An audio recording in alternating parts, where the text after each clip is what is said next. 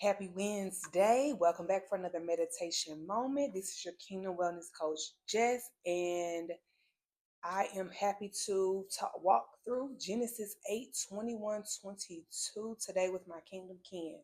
All right, so let's jump in.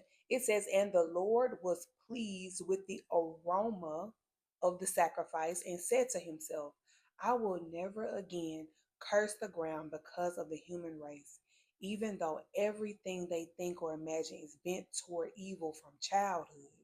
Ooh, I will never again destroy all living things."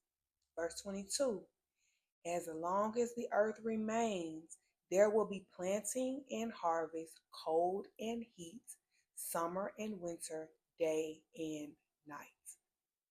Look at that blessing that the Lord gave to all humanity because he was pleased with the aroma of the sacrifice. Now, this is after Noah and the flood happened. So Noah, when they landed on dry ground and were able to leave the ark, um, this is one of the first things that happens is that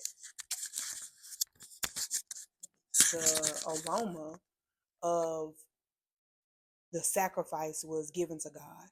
And so this was critical simply because this is every moment in life we should be, it reminds us to give a sacrifice of the things that we've gone through, like a offering, if you will, to God. So this was a sacrifice that Noah and his sons and their wives and his wife gave to them.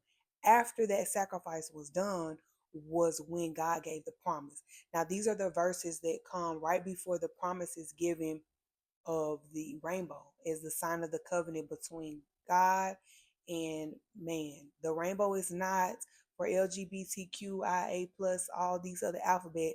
The rainbow is simply a significant symbol that talks about God's covenant between him and mankind, that he would no longer destroy the earth. And this is where that promise begins. I will never again curse the ground because of the human race. And he reminds us that we are bent in our flesh, in this body that we are in, we are bent towards evil, like from childhood. This is why it's critical that you don't introduce children to things, because from a seed of a child, evil develops. And so he said, I know that they are bent towards these things. They are naturally inclined towards doing this. However, I am not going to destroy all living things. I would never again. There will, as long as this earth is here, there will always be the times and seasons that we are accustomed to. And so that is the blessing of God. And we should relish in that, benefit from that, and not get confused by it, because it's him alone who keeps us and maintains us. All right. It says, this is the promise God gave to his people after the flood.